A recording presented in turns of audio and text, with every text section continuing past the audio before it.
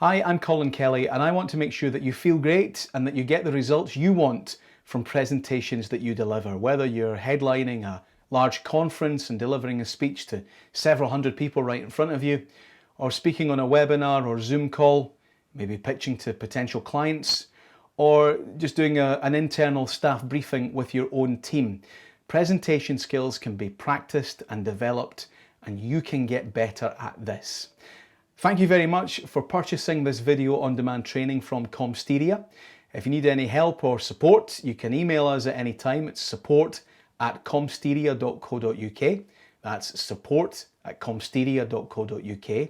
And I'd also like to offer you some free one-to-one feedback on your own presentation skills. There are exercises throughout this course. If you film yourself speaking on camera, get a friend or do it yourself into the video on your smartphone and send it across to me. I'll give you some feedback on how you're coming across. It's support@comsteria.co.uk. Here's what we're going to cover in this workshop. We're going to look at some good and bad presentation techniques, and the advantage we have these days is that the internet is full of TED Talks on YouTube or presentation fails. The good, the bad and the ugly when it comes to presentations. They're all there and we can go and look them up, and I always think it's wonderful if you can learn from someone else's mistakes. So lots of examples, and there are some specific examples I'm going to talk about that I'd like you to watch, and you'll find them if you look at comsteria.co.uk/PWC links. That webpage will come back to several times throughout this course. comsteria.co.uk/PWC links for some specific videos that I'd like you to look at as you go through this course. Establishing the purpose of a presentation is really important. It's an area a lot of people miss out, and because of that, they end up saying a lot of stuff that certainly fills up airtime, but it doesn't really help achieve the positive results that we're looking for. I told you right at the beginning, the first thing I said, I shared with you my purpose for this session today is that you feel great and that you get the results you want from any presentation that you deliver. So before you begin, whatever situation you're in, you need a really clear idea of what it is that you're trying to achieve. And that's going to help you stay focused while you prepare your presentation. It means you can measure the success of it afterwards, and it means you're going to stay on track as you've got a very clear aim and objective at all times. Once we're clear on the purpose, we can start thinking about the message. The message is the particular words and phrases, the things that we say that we hope will be appropriate for the specific audience to enable them to help us achieve the purpose that we're looking at. So we take the purpose and then we tailor a message at a specific group of people. And again, you need to be really clear what your message is. We'll delve into the psychology. What are the techniques that we can use to attract and retain the attention of our audience? Now think back to your school days. You never hung on every word of the teacher. You wouldn't be able to remember everything that they said.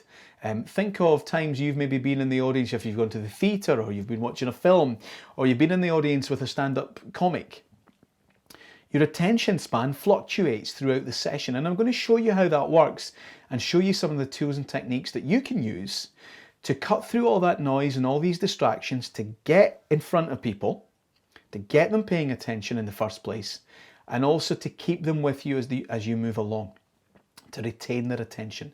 And that's becoming increasingly difficult these days. We've got all these distractions with mobile phones. I know that there was a time when people used to say, please turn your mobile phones off. I think if people still say that, it's rarely heeded. And also, I think the thing that is happening more and more is that people used to get time away from work to go to training or to go to meetings, to take part in conference calls and that and so on. What happens now is we're allowed to do it, but we don't actually get time off to do it. The email keeps piling up, the phone calls keep coming, the work keeps moving. And so this distracted audience, I think, is a real problem for us. And I'm going to share with you some techniques to overcome that. So many problems with presentations can be overcome through good preparation. A lot of the nerves and anxiety that many people feel It comes from not being properly prepared. And for me, being prepared doesn't just mean we know what we're going to say. We've thought about what we're going to say and we've got a deck of slides. Being prepared means we've spent time practicing and we've refined it. We've done a dummy run, maybe several dummy runs. Now, that might be as simple as, you were driving in your car, you had your phone on the passenger seat with the voice recorder recorded, and while you were driving, if it was safe to do so, you were speaking, you were saying the words that you're going to say in your presentation later on that day.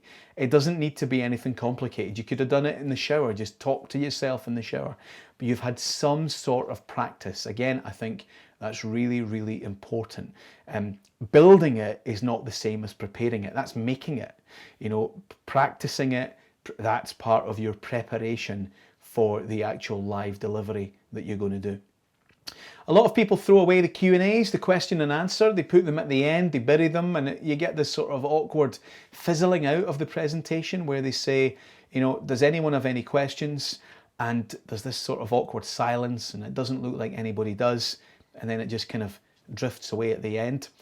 You should end on a bang, not a whimper. The end should be, like the end of a film or like the end of a piece of music. It should be clear and obvious, and it should hit them right between the eyes with your purpose. You should leave them in no doubt what you want them to go and do next.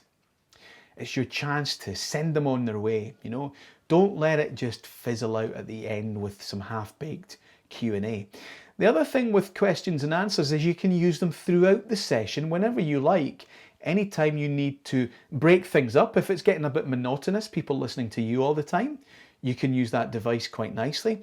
Another way of doing it is maybe if you lose the thread, you're not sure what you should be saying, you've lost your place a little bit. It's a nice little break. Have it up your sleeve. You can ask, does anybody have any questions? And it just gives you that time to find your space again and catch your breath. I will share with you my essential presentation toolkit, from an infrared clicker, a glass of water, a view of a clock or a watch, so that you're not having to stare at your phone, to see how much time you've got left. And then all the technical stuff, the cables, a spare projector, a USB drive with all your slides backed up on them.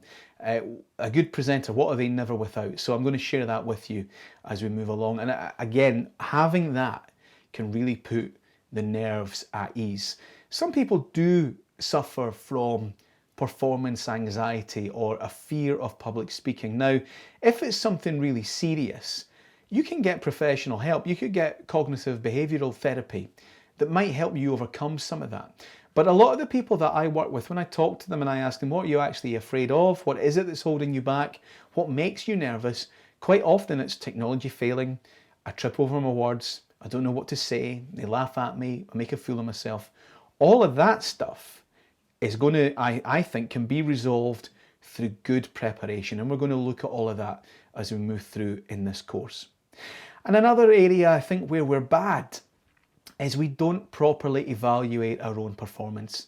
I've been at events where, I'm sitting there waiting to speak and someone's up just now and they finish their bit and they come back, they sit beside me and they go, oh, thank goodness that was over. That was awful. And you see the colour coming back into their face and they wipe the sweat from their brow and they really beat themselves up. They haven't enjoyed it and they think it's awful. And then there's the other extreme. There's the people, and it's often the alpha male, not always, but it's often the alpha male, and they're the other extreme. They think they're amazing and they go, yeah, smashed it, whoa, that was great.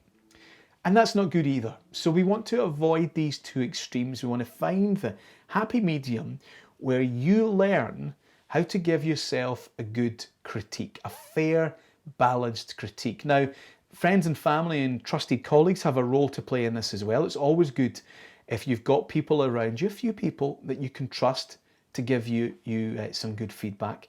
Another habit you should get into is watching yourself back, or at least listening to yourself back. If you can't get someone to film you or film yourself, at least hit the audio recorder on your smartphone.